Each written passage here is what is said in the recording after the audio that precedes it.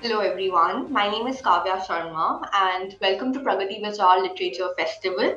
So today the session theme is security and society and sustainability.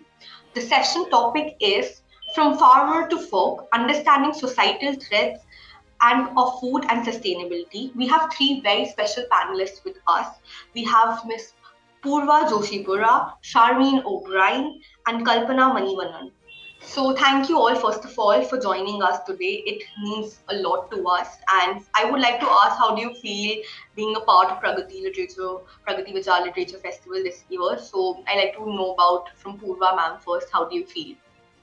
Well, I'm very excited to be part of it. And I think we're talking about some very important topics today, some very necessary topics for our own health, the health of our planet, for animals. So thanks so much for giving us this opportunity. And Charmaine ma'am, what's your take on that? How do you feel, and anything you'd like to say? Oh, well, I'm very excited to be here. Looking forward to the conversation because, yes, these are, they're important things that we're going to talk about. I think it'll be an interesting conversation. I've probably got quite a different perspective on this. So I look forward to the conversation. I also look forward to learning from the other panelists.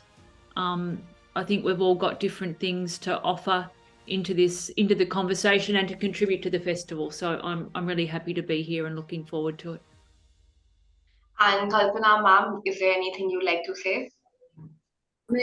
Yeah, super excited to be here, and the topics are so interesting, and they are the need of the hour, and each of the panelists here, I feel I'm going to learn so much from them. So I'm looking forward to it. Thank you for inviting So me. now all of you know our panelists and their take about the Pragati Vichar Literature Festival. Now the wait is finally over. I'm going to introduce each one of you with all the audience. So I'm going to start with Poorva ma'am. Poorva Joshipura is the author of Survival at Stake, How Our Treatment of Animals is the Key of Human Existence, and For a Moment of Taste, How What You Eat Impact Animals, the Planet, and Your Health, both published by HarperCollins. She is the Senior Vice President of International Affairs of People for the Ethical Treatment of Animals, PETA Foundation, UK. This is such an honor to have you here today. She's also she's also the member of the board of directors for PETA India and the former co-opted member of the government body Welfare Board of India. It's an honor to have you here. Whatever I say today about you would be always be less. I can go on for reading your bio and I can keep on going on, and I think I'll still be short of words. So thank you so much for joining in. Now I'd like to move on to another very special guest, Charmaine O'Brien. Charmaine O'Brien has been researching and writing on history and culture of food and eating for more than 2 decades, especially Indian and Australian food, and is internationally recognized for her work on both. Her publications introduce Penguin Food Guide to India, the first comprehensive guide to Indian regional food. Her work won the Best National Food Writing Award, and this is such a pleasure to have you here as well. I think with such an exceptional panel, it just fills me with immense gratitude and gratefulness when I even talk to you and communicate about this important topics that we are going to go forward. Last but not the least, we have another really special guest, Kalpana Manivannan. Kalpana is an urban organic farmer, a sustainability coach and mentor, a social entrepreneur, a teacher, a speaker, and an award winning blogger. She has also been the recipient of the Karamveer Chakra Award and the Swami Vivekanand Changemaker Award. She is also one among the 50 under 50 quality leaders by the Fox Story India. So much achievements with tied upon your hand. It's given me immense pleasure to even just be a part of it. As I mentioned earlier, I am extremely happy and delighted that we are going to go and start this interview in a while, and an audience is going to learn so much from the people who actually are extremely careful and concerned about the environment, the planet, and the people, and especially the animals. So let's move forward with the questions. So I'm going to start with Poorva ma'am. So my first question to you: with the rapid change in the food culture due to the emergence of food delivery app, How can individuals ensure they are making healthy food choices and eating right? So thanks for the question. Food delivery apps make ordering food convenient, but we have to ensure that convenience does not make us so mindless that we harm our own selves. So we need to demand that food businesses and corporations do not kill us with that convenience and disregard animals' well-being or planetary health. So it is possible for modern systems to exist simultaneously along with healthy, green, humane food systems. I think the two things can coexist. So there are many aspects to human health that we need to think about in relation to our food choices, many of which are directly linked to our treatment of animals. There's the direct impact on personal health, such as heart disease and other lifestyle diseases, as well as public health and environmental health, the latter two of which also affect our personal health. So I'm talking about things like bird flu and swine flu that are linked to chicken and pig farms, or antibiotic resistance in humans. That is when drugs we need fail to work because of their overuse in fish and other farmed animals, or the animal agriculture's significant impact on the climate crisis. So just taking personal health as an example, there's an Academy of Nutrition and Dietetics. They're the world's largest organization for nutrition and dietetics practitioners, and they say that vegans are at reduced risk of health conditions, including heart disease, type 2 diabetes, hypertension, certain cancers, and obesity. And when it comes to the other issues I mentioned, right now, thanks to this fast food culture, thanks in part to that fast food culture and convenience, on average, a meat eater today consumes double what they would have 50 years ago. So to meet this enormous demand, over 70% of all animals today are factory farmed. That means that they're kept by the thousands, confined to cages, crates, or sheds in warehouses. And it's those filthy, crowded conditions that breed and spread the types of diseases that I mentioned that also infect humans. And it's because of those conditions, to keep animals alive in such filth, that they're pumped full of antibiotics. So in answer to your question, the convenience doesn't have to mean these things.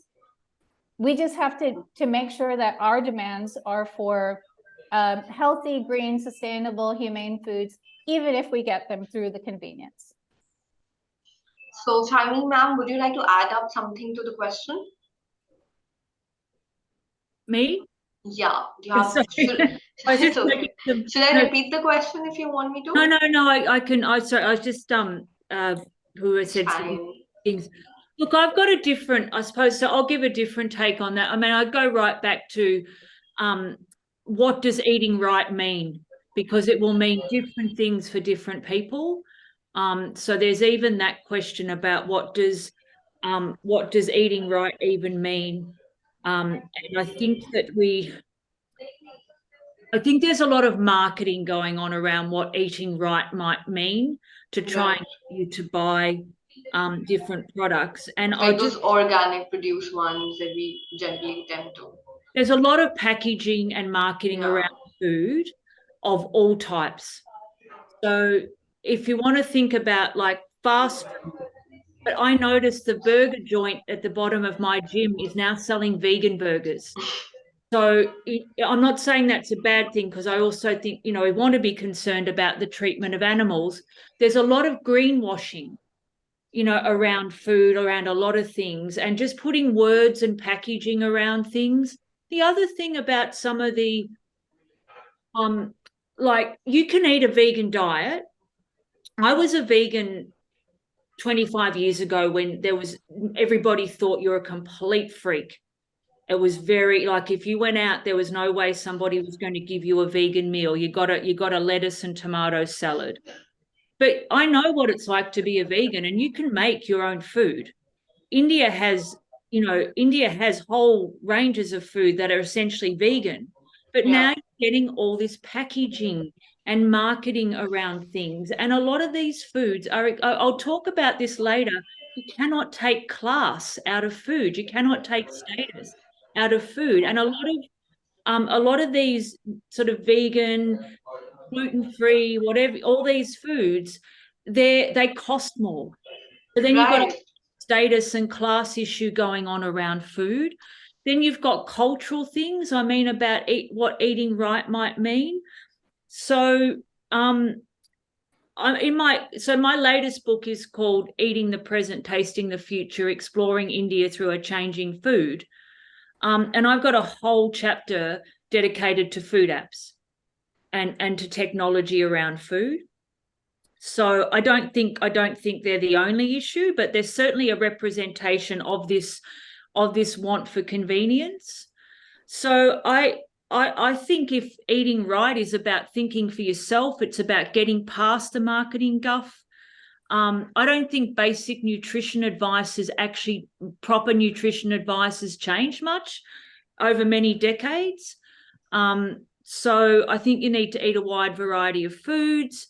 I think you need to, limit processed foods, limit, high calorie foods. Nothing wrong with those foods, but not to have them all the time. And my personal thing is cook most of the food that you eat from scratch, so that you're not buying into convenience. But that's my take on eating right. So I think everybody has to come to their own take. That eating right might be being a vegetarian, or only buying animal products that come from animals that are treated right. For some people, that might not be a big issue. If you've got to eat what you can get, that might not be an issue. So I don't think there's for me, there's no formula around what eating right is. It's about really thinking for yourself and getting past a lot of the rubbish that's spoken about food. And I also think that's hard if you're on a lot of social media, and who's influencing what you might be thinking about food. So I'll stop. No, I've got a huge amount in my book about this stuff, so I'll stop here and yeah, I think about what you said, I highly agree on the fact that marketing changes the game when it comes to food. Like being a vegan, like decades back, was a very different scenario, and when it comes to now, you have vegan food, you have vegan almost everything, vegan coffees, to whatever you can possibly even ask for, and they have just made everything so expensive which won't that price just by adding the marketing cost. So I think I would highly agree. I'd have to just add to that, though, to say I think there's a confusion sometimes when people talk about vegan food. Vegan simply means vegetables, fruits, lentils, that's vegan food. So when we're talking about vegan food, that's what we mean is plants, or at least that's what I mean. All this other stuff that you can have vegan foods, which someone has processed and created the same way as you can have non-vegan foods like that. But vegan foods as a whole, most people in India, they have vegan foods just by default, by almost accident, because so much of the food we have is naturally vegan. And so I think that there is that important distinction to be made, because I think a lot of people get carried away and confused by all this discussion about money when they're really talking about something entirely, a set of vegan foods, when, vegan food is really just amongst the thousands of edible plants that there are in India. Right. So Kalpana ma'am, would you like to add something? Yeah, very interesting perspectives from Poorva and Charmaine. And for me, I would like to say that eating right, or just eating right or making healthy choices just boils down to two things for me. Just cook your food, cook from scratch, like Charmaine also had mentioned. Just by cooking, you will definitely be able to access good, right food, right food for your body. Secondly, the most important thing that I would like to add is grow your food, and that's just not to say that everyone has to become a full-time farmer or a full-time cook or anything. What I'm saying is, if you just grow even a couple of plants at home, even a herb or a microgreen in a small tray right next to your windowsill, which doesn't require a huge garden space or anything like that. You don't need that space, or there does not have to be any constraint on that, because where there's a will, there's a way.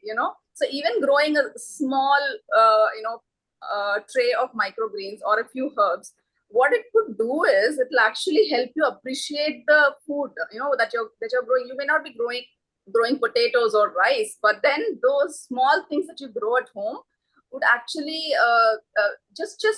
you know, it just translates to you appreciating the process of growing food, you know, how difficult or how easy or what are the components involved in it, and how much you care for the plant while it is growing, from the time you sowed something to when you harvested it.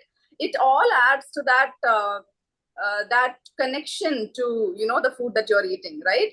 So it has a much more deeper connection than you just buying something and just eating it. There is definitely, you know, there is a definite difference between these two kinds of eating. You know, eating is not just putting something on your plate and filling your stomach. How the process of the food gets into your stomach has a big role to play in you know, how healthy it is or anything. So yes, this fast food app and convenience culture has really taken over. And yes, I think you know, it has made a lot of brought in a lot of ease into our everyday lives, but we also have to know what price, and the price is the health that we are going to pay with, right? And I think people are becoming more and more aware about this, and probably are more conscious. But yes, it is causing a little bit of havoc, I would say. If you are conscious about this thing and take it in a balanced way, of course it could work. But otherwise, my simple thing is cook your own food as much as possible, just to appreciate the food, what ingredients go into it, and then grow your food, like I said. Because no matter what, I feel, you know, even while I'm teaching this to young children, what I see is, you don't have to become a full-time farmer, but whether you're a rocket scientist or whether you're an engineer, you're going to basically eat food, and food is central to our health. I think that's something we, in our fast-paced life, we give so much importance to everything else, to the deadlines, to the money we're going to make, and what assets we're going to buy from it, and all of those things. But the three basic meals that we eat every day, we don't pay attention to how much nutritious that food really is, what has gone into the making of that food that we are consuming every day. So it is in all of the frenzy of the things that we pay attention to.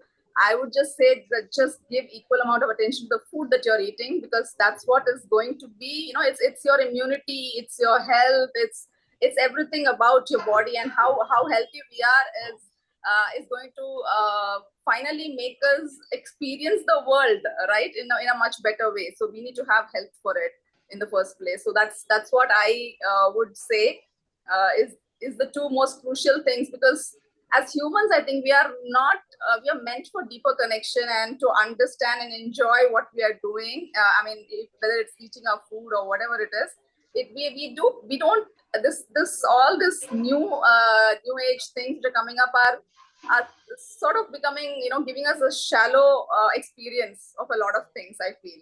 So if we choose to go a little deeper and then understand what's important for us, I think that would be the best way forward. So yeah, cooking, growing your food, even little bit at a time would make a big difference, is what I feel. Okay. Thank you for that answer. It was really sweet. So I shall move on to Charmaine, ma'am. In today's fast-paced world, how can individuals, community, government collectively work towards a more sustainable and comprehensive approach to food production and consumption? So I'm going to be a bit annoying here, and I would even challenge this fast, you know, we're getting caught up in what we believe is fast-paced. If you read, like I write food history, if you read a lot of stuff about the 19th century, they complained about how fast-paced life was. So, and I'm always amazed at how people say how busy and fast-paced they are, but they've got hours and hours to spend on social media and watching OTT platforms. So I would just have to say I would challenge that in the start. But moving on to that, look, I think that so again, and it's interesting what Kalpana just said about a deeper connection, because I think what's happening is we are aware of like treatment of animals. Perhaps it's better to be a vegetarian, etc. But we're still, you've got to, until we can understand food as a system, and by that I include things like class and status, because they have a huge influence on food. And what you do is you get people running around after trends. and then that'll send the system into chaos there, and then they leave that, and then we go on to something else. So until we understand the classed nature of food, I think that's one thing, because if we really want to change, like, we are so caught up in this promotion of a lifestyle of overconsumption, that's the message we're actually getting. Like, people might be saying, oh, you know, I want to eat more healthy, or I want to do this. They're words. I don't know how. I mean, some people are changing, but it's going to be a societal thing, and I think that needs ultimately like a public behaviour change campaign to do that, which has got to come from governments. So it does have to come from bigger things, but you're battling against industry. You're battling against an industrialized food, which has a lot of power. So I'm not. I struggle, and I'm sure. Hoping Kalpana and Poorva have probably got a more positive idea about this. I actually struggle to see how we can become more compassionate, because if you live in societies where people want to get status and they want to have more than other people, that is going to affect food. So until we completely understand all the aspects of the food system, I'm struggling to see how we can stop hurtling towards what it looks like we're hurtling towards. Now, in saying that, I hope we can. And as I say, I hope, you know, other people have perhaps more positive ideas about that. So maybe I won't say anything more about what I see. And perhaps listen, hear from Poorva and Kalpana about their ideas about how they think we can change. So, Poorva ma'am, what is your take on this? So I think you know, we all recognize that something has to happen with the way we eat. You know, there has been a report from the reputed Eat Lancet Commission on Food, Planet and Health, and they said, you know, radical transformation of the global food system is needed now if we want to feed a future population of 10 billion people with a healthy diet. And so people are starting to act. For instance, this year's United Nations climate conference, COP28, is going to be largely vegan, or at least meat-free. You know, someone might ask, why does a conference about protecting the planet serve any climate adverse foods at all? But it's a start. But it's an important recognition of what scientists have been warning us about: meat, egg, and dairy production's contribution to the climate chaos. And so countries like Denmark are taking note. So that country has published the world's first national action plan to transition towards a more plant-focused food system. And maybe following the next COP28 discussions, other countries will hopefully follow suit. So what Denmark is going to be doing, they released a plan through their Ministry of Food, Agriculture, and Fisheries that includes things like training chefs in preparing vegan meals, or serving more plant-based foods in schools, or increasing exports of Danish-made vegan foods, funding the vegan food sector, things like this. And this is something that India could easily do. I mean, India is world's, you know, probably home to the most number of edible plants in the world. And so it has an opportunity to take steps to become a world leader, really, in the vegan economy. But it's also important to recognize why any of this is important, or why any of this is recognized. And there's been a lot of research that has been done surrounding this. So researchers at the University of Oxford, they say that meat and dairy production's greenhouse gas emissions are so high that cutting them out of our diet can reduce a person's carbon footprint from food by up to 73%, making it conceivably the single biggest way to reduce our impact on the planet as individuals. And researchers at the same institute tell us that a global shift to vegan eating could reduce greenhouse gas emissions by 70% by 2050, or save over 8 million lives by 2050, having enormous climate change and healthcare related savings. So these are the kinds of steps that, like, for example, that Denmark is taking. In India, I mentioned about the abundance of plants, but some of the vegan foods that we were talking about earlier, they're made from plants grown in abundance in India, like moong dal, millets, peas, coconuts, jackfruits. And some states in India are already taking advantage of that from an economic perspective. It's good for animals, it's good for the planet, it's good for health, but it's also good for local farmers. So Kerala and Tamil Nadu, for instance, the demand for jackfruit, which is often used instead of meat, especially in the West, now earns local farmers there a turnover of, I think, nearly about $20 million US dollars a year. So there are beneficial win-win kind of solutions to this, in my opinion. Yeah, and I think there are certain fruits in India and vegetables that aren't very popular in our country, but worldwide they do have an beneficial share and they do produce revenue to the country. And I think if we wisely work towards this, we can also have an high economic boom as well for the country. And it's just that we have to be introspective towards it and just look forward in how we can bring a change and be wiser about it. So I think that's an amazing point that you highlighted. So now shall we move on to the next question? I would like to add something. Yes. So this, how individuals and communities and government can actually bring about a more compassionate approach towards a sustainable, agriculture or any of those food itself.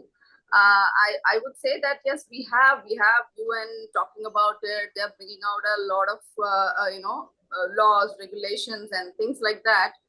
For me, I would very humbly want to state that no matter what, how fast we are or not, like Charmaine ma'am also mentioned that it's not how fast we are going. We have all the time, but it's just our own notion. We just think we are all in a fast-paced culture or whatever. So I feel if we do not have the time to even understand what's our food, what we are eating, and the whole point of our life and to live a healthy life is dependent on food, of course, and that's why we're having this discussion today.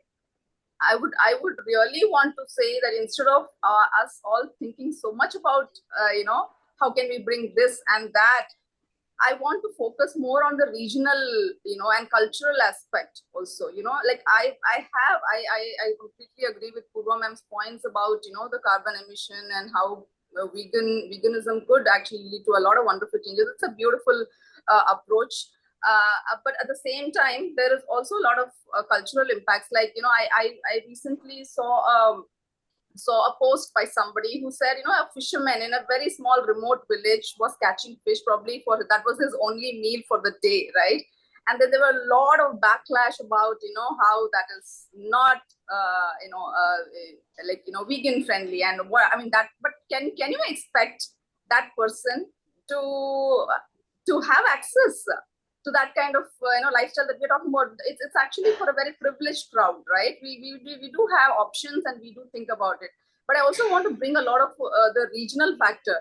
For example, if we are living in even in India in a particular region, what grows naturally in that region, right? What kind of seeds are available for the oil purposes? What are not naturally available? What are easier for us? So instead of, let's say, cultivating a large amount of something, monocropping of a particular thing because it's trendy and because it's caught on and it is the superfood that people are going for. If you just take up a whole land which was actually which was having a wonderful ecosystem of biodiversity with multi-cropping and other things, and if you're just going to convert into a monoculture, like for example, let me just take the example of the jackfruit cultivation, right?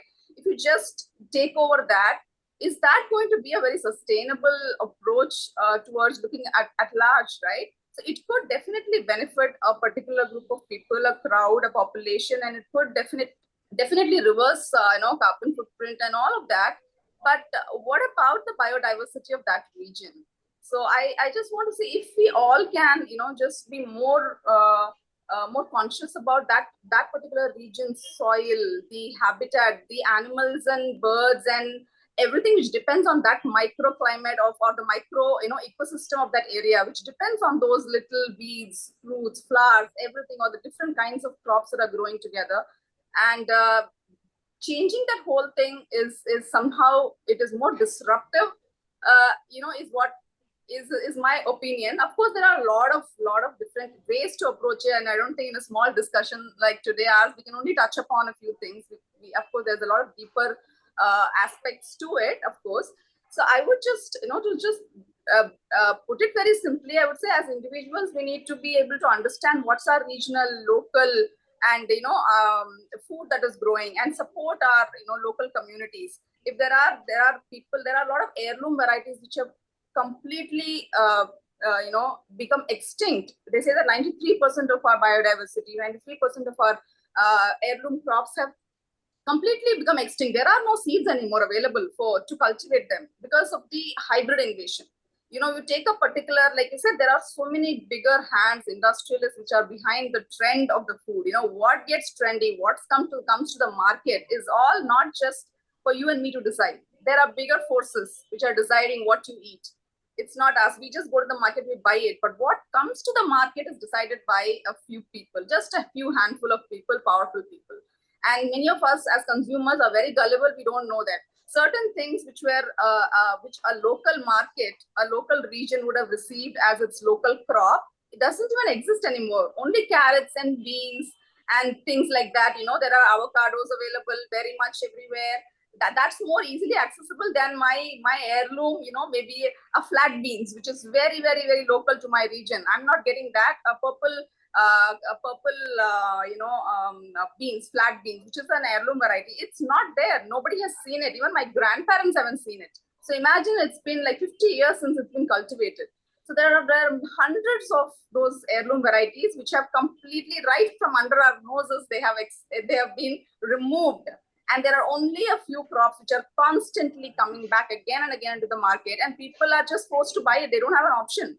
I was very frustrated by the system, and that's how I even ventured into my farming. I took it up, and now I'm growing my own heirloom varieties. Whatever I want, I can grow, but not everybody can have access to that, right? Everybody can't become a farmer for that reason. But what I say is, as a consumer, we need to have an option. You can't just take away that option, and for that we need to have more awareness and have we should be able to support our local farmers and support local businesses which are using sustainable ways. The small agriculture has to come back. This large scale industrialized agriculture, we have to move back to that smaller because they are more biodiverse, they are more eco-friendly naturally, because they integrate all those natural farming systems in their agriculture. So that kind of businesses have to be brought back, and we should appreciate. We have to buy from them. We have to give them business to small businesses which are very ethical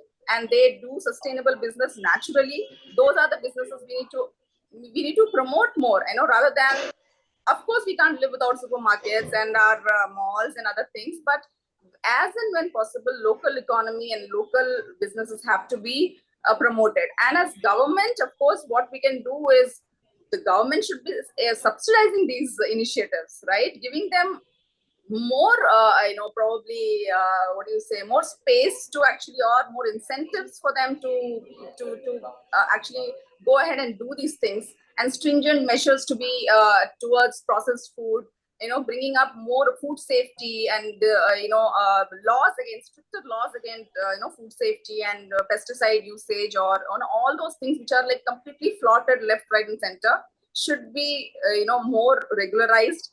And these are the things, and as individuals and as communities also, we can do our part by supporting these maybe home cooks or small farmers markets, and bring back all those things. As a region, as smaller regions, I think we could do much more. Yes, of course, at a larger scale, we will, of course, the countries and country heads are going to plan that. But as individuals, as small communities also, we have a lot of say in what we get, and we cannot be passive consumers, and be active in knowing what happens to our food and how it's coming, who is playing this game.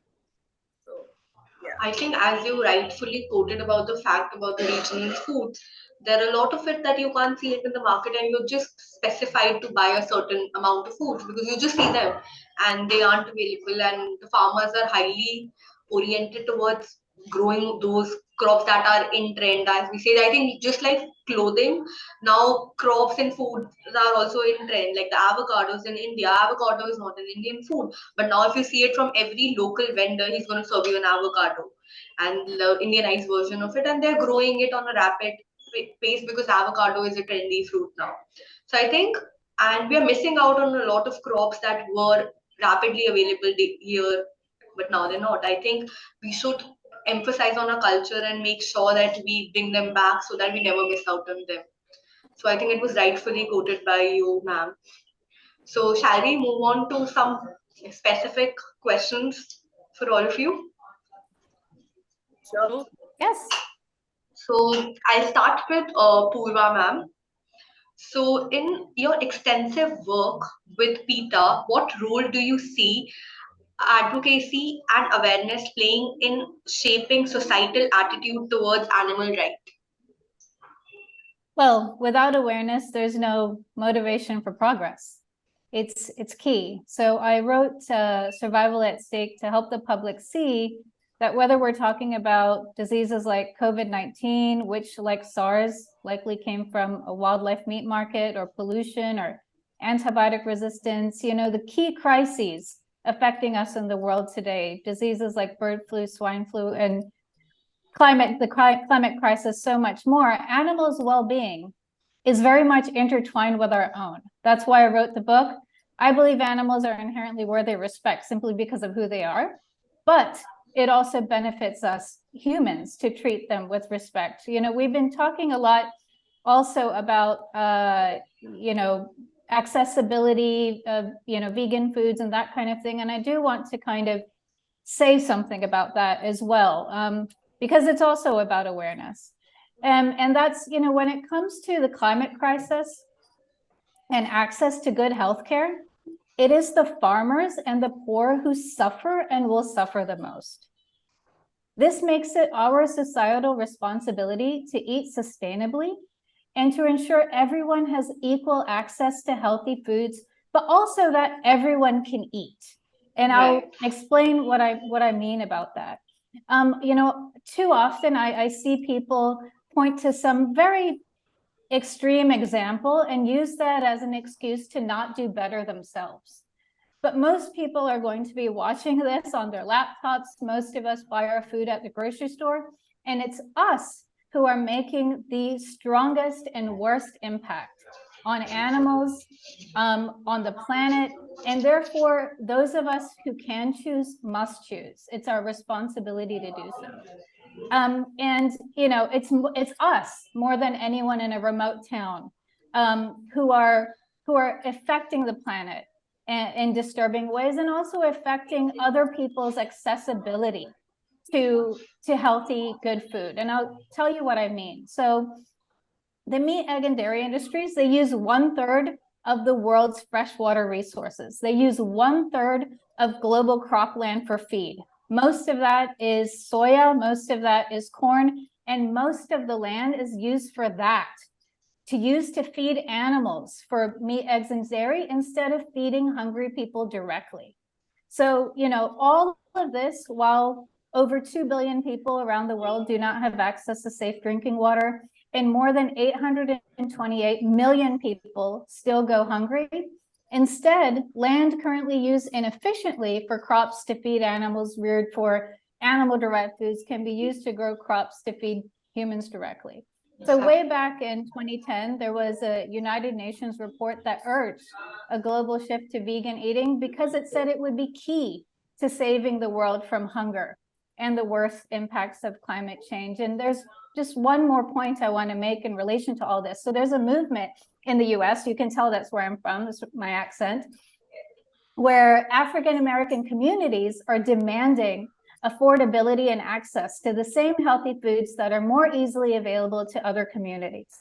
So now, according to the BBC, I was just reading an article earlier today, African Americans are almost 3 times as likely to be vegan or vegetarian than other Americans.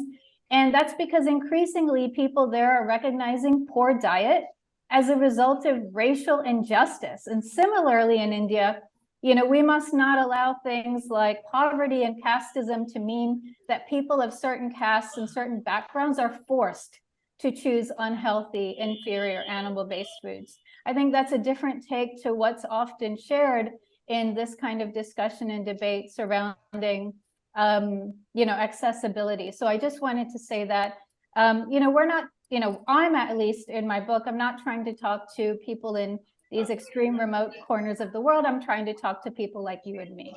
Right. As we're on the topic of animals, just like a basic instances, in India right now, there's an issue about street dogs. So they have been increased so much and they started attacking humans. And we have a policy in India that we do not take the dogs away from the street. We let them live in their natural habitat. You, as a person who's involved with prestigious organization in PETA, what do you think would be a solution for this current situation? I think the street is not a home for dogs. And the way that was supposed to be handled, there was a law that came into existence in 2001 that said all dogs on the roads are supposed to be sterilized, that's spayed and neutered, so that they no longer have babies. Had that been implemented, there would hardly be any dogs on the road today. Dogs on the road suffer. Yeah. They suffer a lot. They go hungry, they're abused.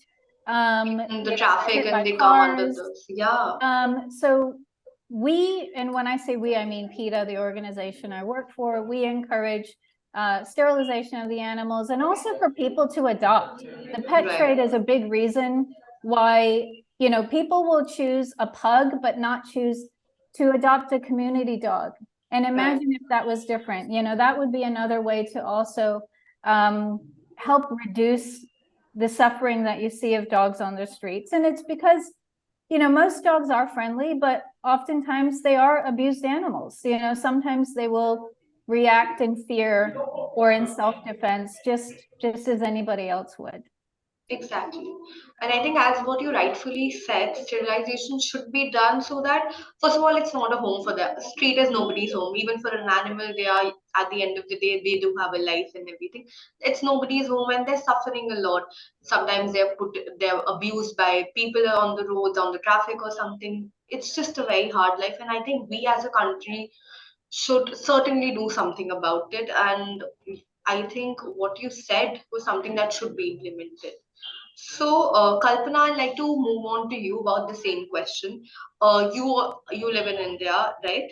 I hope I'm right about it. So you must have ever encountered a street dog in your life, and you must have seen them on the roads and everything, and you know the current scenario they're going through. So, what is your take? What should be done? Yes, like very rightly, Poorva had mentioned. Yes, sterilizing is one of those things, because that is something that would lead to not this it's a huge problem right now. I think it's both ways. The animals are suffering really badly. It's very sad to see that. And there are people on the other hand, there have been incidents where people have been attacked and they have died. So that is also another thing. So it is both ways. And so we have to really definitely find, I mean, like she said, if those laws were implemented well, I think we wouldn't be in this situation today, because it is increasing by the day. Exactly. And street is not the place where it's not where the dogs would first of all even the food, I feel the kind of food they are exposed to, that's not healthy for them to be eating, and a lot of issues with that. Yes, so I do agree. So my next question is for you, Charmaine. Say something about the dogs. Yeah. So we were talking about India is exposed to a lot of street dogs. We do have a lot of street dogs. Now you are in Mumbai. You're not. Sorry. No, I want to say, because I'm aware of the dogs. If and when I live in India, I would love to have a street dog as a pet. I think they're lovely. Yeah. But I think what I wanted to say is what Poorva said. Why do people want a pug dog, right? because it's trendy, it's fashionable. Exactly. So, because when I first started coming to India, nearly 30 years ago, not a lot of people had pet dogs, right? They weren't very common, and now it's like pet dogs. Everybody has it. And people spend so much money on these dogs, but why? Yeah. It's this trend thing. It's a status thing to have a pedigree dog. So Hmm. perhaps what also needs to happen is people with status in the society, like some movie stars, need to start saying, hey, I've got a pie dog, I've got a street dog, this is my pet, this is my choice. That sort of thing has a huge influence, along with sensible things like, when I was a child in Australia, we would have stray dogs as well, nothing like India, but they got sterilized. This sterilizing dogs, that will help to reduce the population, and therefore, reduce their suffering. But India has indigenous dogs as well, so to make that a fashionable thing, and I hate to use that word, but that might also help the situation. Anyway, that's my little piece on dogs, because I love dogs. I think they're gorgeous. Yeah, I think what about the another pointer that we got from this conversation between all of us is, yeah, the fashion trend. Like the pug is if you have a pug, oh, it's cuter than the street dog that you have, and people just has made it as a fashion statement that carrying that cute little pug in your hand. And but if celebrities will start endorsing having a street dog as a pet, it will do a lot to the society as well. And I think I would highly agree on that point. On that note, Sharmeen, I have another question to you. So, me being an Indian, it fascinates me a lot to see that you really love to write about Indian food culture. How did it captivated your interest and encouraged you to explore it further in your books, considering the diversity of food and cultures around the world? What made you choose Indian food and the Indian food culture? What clicked you basically? Well, first of all, India is the most interesting country in the world, and it's got the most diverse food culture in the world. So that was one thing. The thing that got me interested. I mean, there's a whole lot. That. So I come from a country with a completely industrialized food system, and I live on a continent that's much bigger than India. But from one side of that vast continent to the other, we eat the same food. We all eat the same food, pretty much. There might be some slight variations. And that's partly because we have a completely industrialized food system, and we buy our food out of supermarkets. Yes, there's little farmers markets and there's small exceptions to this, but we pretty much buy all our food out of a supermarket. Therefore, the supermarket because I live in a country that's got a mono food system, essentially. Yes, we have lots of access to lots of nice food, but it's not people would argue against this with me, but it's not diverse like India is. Like our food's not tied to the land. Everything we eat in Australia is come in from colonization. We don't. There's the only food that we would eat on a regular basis that is indigenous, apart from fish, are macadamia nuts. And even those are not an everyday food. Every other food we eat does not come from Australia. It's not native to the soil. Right. And so nothing's tied to geography, nothing's tied to season, nothing's tied to the locale. It's not like so now Australians want to eat the same foods all year round. So you go into a supermarket and you expect to buy strawberries all year round. We've completely lost any sense of the fact that they're a summer fruit. And hence a lot of our food I would argue it has very little taste. It looks great. It looks really good, but it doesn't have any taste because we expect these foods all year round. So what I saw when I came to India was, and this is going back, nearly 30 years, was food that was incredibly varied and diverse all around the country. And that was tied to geography, Right. to seasonality, to community, to religion, Culture. culture to language, all those things, they shape food. What's on the plate is the end chain of a whole lot of other things and I just found that fascinating. And also I was interested in writing about food history.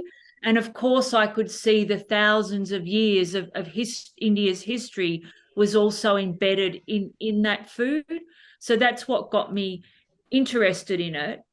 And so then I spent a lot of time, I've been to every state of India. When I wrote the Penguin Food Guide to India, it was the first comprehensive documentation of the food of the state of India, including regions in those states. I'm not saying it was, I mean, you need a set of encyclopedias to capture all the food in India. But while I was doing that, because I arrived in India not long after liberalization, when I first arrived, I could still see this kind of Soviet-style economy. And so over that time, I saw things changing. And what I felt like I was watching was an industrial revolution, but with different technology, like not the steam train, but, computer technology. And how I'm a big fan of 19th century English literature. So, and a lot of those, like Jane Austen, all those books, the background of those is the Industrial Revolution, and that the economic change of that affected social and cultural change. And that's what I was watching happen in India. And that's why I've written my most recent book. So anyway, that's what got me interested. And now I'm fascinated to see the changes that are happening.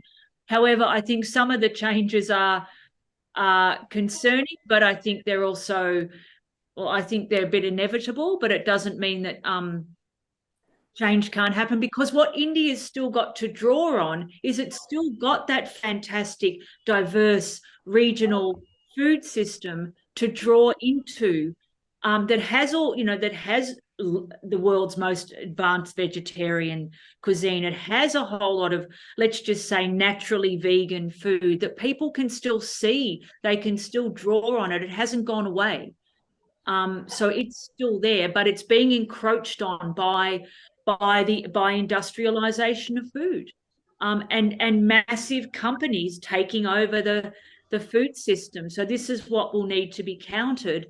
But India still has the knowledge and the resources to counter that with a more diverse food system.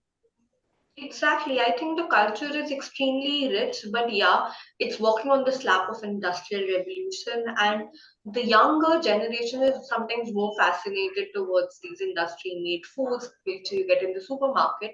But I think the essence of the culture just brings them back. So if I'm going to eat like the fast food for 3 days straight, I just want to go back to my dal chawal the fourth day. So just the culture just throws you back. So I think one thing about Indian culture is it just pushes you back. So that is why I just feel so fascinating. So I know I can understand your fascination and the essence that you found in the Indian food culture. So it's extremely enlightening to see that we Indians have made a little mark on it.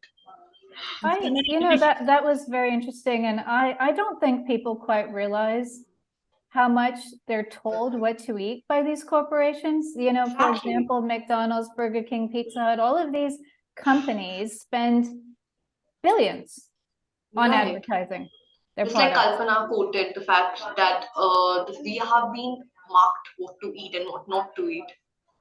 Right. And so the public is being manipulated, especially young people, by making these, foods that are disastrous for their bodies, for the environment, for animals, making them seem desirable, rather than foods that will put you in the hospital, Yeah. While I hear you, but the fact is, like, I don't know what's wrong with our generation. People in my age, like 19, 20 years old, they're just so fascinated about these pizzas and the burgers, and they're so bad for health. And I know I eat it and I fill myself with regret, but I eat it the next day also. So this is one lifestyle change I will surely try to bring after this conversation. So, Kalpana, I'd like to move forward to you now. it is a vital it's vital to introduce organic farming practice to children through institution like teaching them tech farmings in school. Can these initiative influence children's choice even when the more amount of decisions are made by parents? And as we know, food tech is something that we are not too fond of as students. Mostly, we are like the doctors and the engineers of the world, and we have a pressure by the society and our parents. So you have to do this and you have to do. Can you just explain us how important is it for students to inculcate teaching farming in school? Absolutely, actually, because and I'm not speculating here, because I'm not going to just say, okay, I think this will be good for them, or I'm not just simply speculating. I'm going to be talking from my experience of what is the impact of this sort of teaching. I'm going to teach farming in schools right now, so there's I am engaging with fourth and fifth graders or sixth graders. That's the age group of children that I'm engaging with in this organic farming. It's a year-long program. So we do it not just, like one day workshop where everybody comes, plants something, takes pictures, and we are all gone, right? I really don't understand our obsession with those kind of, little show-off things, tick off the list kind of thing. On Earth Day, you plant something and then we forget all about it to even water the plant the next day, right? So not that, but this is a year-long program. So from the soil preparation to the harvesting of it and to cooking it and eating it. So that's the kind of programs that we are doing. Actually, today morning I had the session with one of the children, and I've been doing it for the past 5 years with them. Since 2019, I'm working with one of the schools, and we had harvested our ash gourd. If you know what is an ash gourd, it's a huge round, pumpkin-like structure. Yeah. So that is something which we harvested, and the teachers had taken it, and today they had prepared something out of it, and the children are going to be eating it. So whatever they grew themselves, and they harvest, and these are very regional vegetables. This is not something which are very fancy, trendy vegetable, because most of the times children just eat certain vegetables and they don't touch the other local regional food. So this is a very regional food, and today because they harvested it, they saw it growing from flower to turning into a fruit. They've seen all of those stages and they were so fascinated. They were so excited about the fruit growing bigger and bigger every day, and then we harvesting it, and I'm sure because we have harvested greens before, tons of greens, and the children were, the teachers, they put it together, they cooked it, and they gave it to them during the school hours. They were like, it seems they squealed and they were enjoying it. And this usually the greens are something which is the most hated food, right, among the children. They don't eat it, but because they saw how difficult it was, how they grew it, and how certain times some of the greens did not grow, and they had to do something more to ensure that it came out. All that process basically made them appreciate that food so much more. So I feel you cannot just put a few slides on a PPT and just encourage children to eat healthy food. I don't think we have been doing it. I don't think it's working, right? So that is not, when you really, maybe the children might actually crib, like, do I have to get into the soil, should I have to touch it and all that? But once they are into it, I've seen the transformation of kids who were very skeptical about it to becoming like full hands-on, doing things on the ground, and then finally when they are eating that vegetable for themselves, and how much they appreciate it and how much they love it. And like you said, nowadays with the growing disconnection from nature, what's happening with the children, we are all living in silos. We are all living in a very sanitized small cubicles. We have our little apartments. There's absolutely probably no connection to nature. Even having small balconies and not having enough sunlight, there are a lot of issues. In urban spaces, we do not have the access, natural access to nature as such. While we were growing up, we still had, even though we were not actually gardening or farming or doing anything, we had access to it. It was very natural. Like, we had, most of us grew up in independent houses. We had a small backyard. We had something to relate to. We went to our ancestral village, right? So something or the other was constantly there, and we knew where our food came from, at least that much, without actually getting into gardening or farming. We all knew it. But today it was alarming when I was, because I was also a teacher before I went into my farming venture. It used to be so alarming. The children did not grow how a rice plant looks. they would think it is a tree where the paddy grows. And so the simple things are so alarming. That is the level of disconnection that we have, that we don't know how the food that we're eating every single day, at least in South, the rice is one of our staple meals, and they're eating it every day, and they don't know how it grows, how it even looks while it is being harvested. So actually seeing but they have all seen beautiful old McDonald's farm pictures and all the vegetables, but not the real actual on ground things, and they have not experienced it. So when I see that, and when I now notice, and I'm talking from experience of these 5 years that I have gone through with these children, and like you said, because the parents are the ones, like you really mentioned correctly, that the parents are the deciding factor. They are ones who could ensure what comes to your plate. So how are the children going to be having any say in it?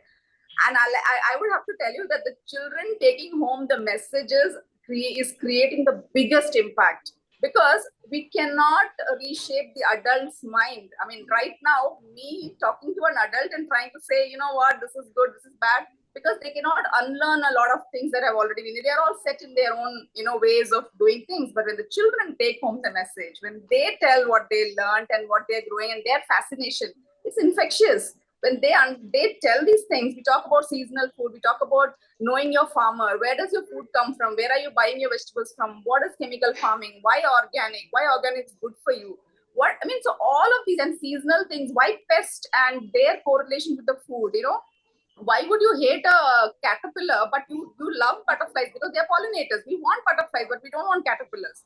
So all these kind of little small conversations with them really changes their perspective.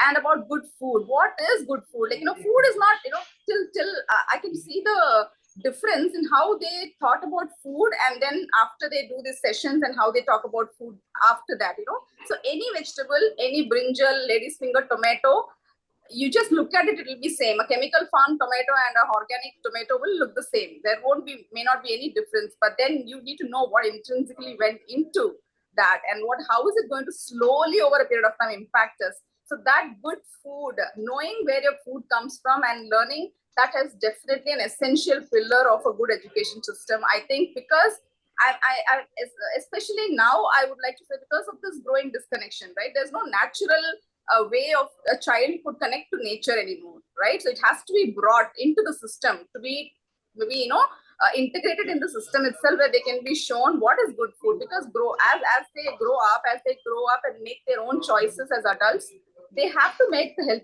healthy choices, and having that knowledge of what to choose and what not to choose has to be taught, because it's not going to come naturally anymore. Right. There is no such system that we have in place right now which imparts that to the children without having to be brought into the educational system. So any good education system should have good food, and how to access it or how to make good choices is one of their important things. And of course, children have taken home the messages. There have been instances, every day I hear these messages, that the child went home, told the parents, talked to the grandparents when they went on vacation, and they actually shifted. Maybe they had a small piece of land, they're growing now.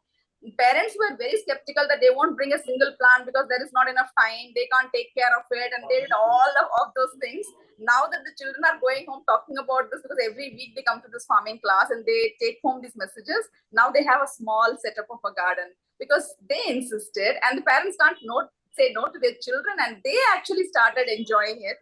And now they say, ma'am, I told my mom to buy 1 tomato plant, now we have 4 plants at home, now we have this. So I'm sure children are the biggest, we're going to create the biggest impact. So it's not a waste of time to be talking to children about it. I would say rather catch them young and teach them at this point, because teaching adults is going to be of no use. Rather tell these children, and they are going to be our wonderful future, because they'll be making the right choices. Yeah, so that's something that I would like to add. Thank you so much, all of you, for joining us today. It meant a lot, and we had a lovely, insightful session. Thank you, everybody. Thank you, Poorva. Thank you, Kalpana. Thank you, Charmaine. It was a lovely session. I hope you all enjoyed it as much as I did and our audience did. So, any signing off messages from you all? So, we'll start with Charmaine. How did you like the session? Yeah, that was great. Thank you so much for inviting me. It's a pleasure to be here, and an interesting learning experience for me, and certainly some things for me to consider that we've talked about in the conversation. And Kalpana, anything you'd like to add? Thank you so much, Kavya, for this. It was wonderful. Actually, I got to hear a lot of different perspectives, and yes, it one of the very insightful sessions for me as well. So thank you so much. And anything, Poorva, you'd like to say? You're on mute, Poorva. Sorry about that. Yeah, it's okay. Just that I echo what Charmaine and Kalpana have said about how wonderful it was. And, you know, I loved what Kalpana was just saying. That was so interesting about getting kids involved in a very hands-on kind of way. And what Charmaine was saying about the importance of eating indigenous foods and, you know, how much wealth, I suppose you could almost say, that can bring into our lives. So yeah, I had a great time hearing everybody else, and thanks for having me. It was wonderful for us as well to have you all of you here, and I hope to see you very soon back on Pragati Vichar Literature Festival. So till then, goodbye. I'm Kavya Sharma signing off.